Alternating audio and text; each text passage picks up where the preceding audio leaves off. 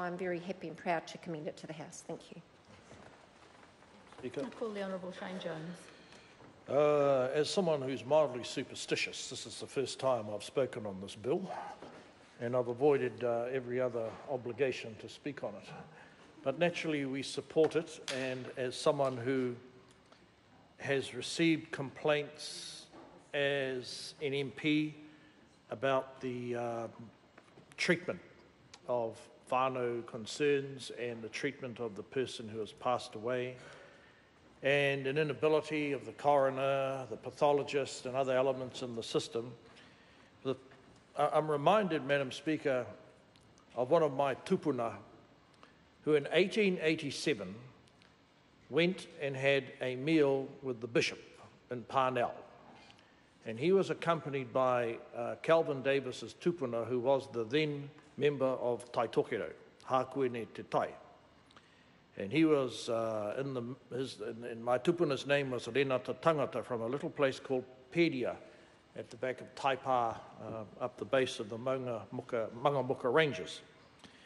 And they were served tin meat.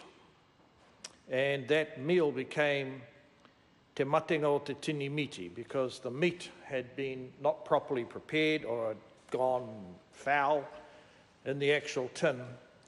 And three of our kaumatua left on the Clansman, which was the main vessel to take them out of Auckland back up to the wild and woolly north. And all three died as a consequence of this tin meat poisoning. Two were leading Anglican clergy, Reverend Rupene Pairata, Reverend Tangata, and the Hakuene Te Tai, whose photo is near where the media currently occupy.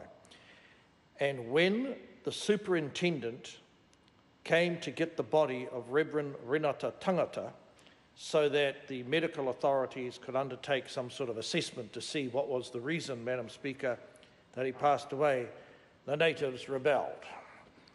And for hour after hour, they demanded that they not lose the tūpāpaku, that the person be grieved over and stay on the marae. But like all good Maori Anglicans, they eventually acceded to the request.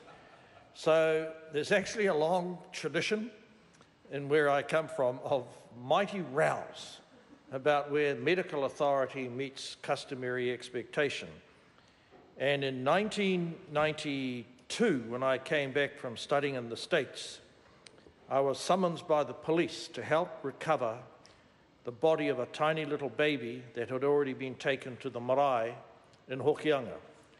And the hapu who had the baby, under no circumstances, were going to release it. The coroner and the police said, we need to get hold of this tūpāpaku to find out how did this kid die.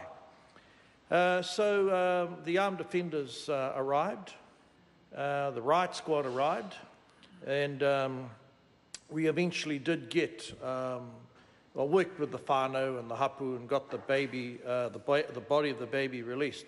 I only tell that story because for a number of us, these are very vivid cases, and I only hope that the inclusion of tikanga Māori enables the medical professionals and the staff advising the coroner and the coronial decision maker to actually put into practice what at one level is common sense, but at another level is a long history of missed opportunity for the system to pay a suitable quality of respect in terms of how Māori whānau grieve for those who have passed away and use that as a basis for passing on culture. So with those few words, I'll say no more about a topic that I find rather culturally distasteful. Thank you very much.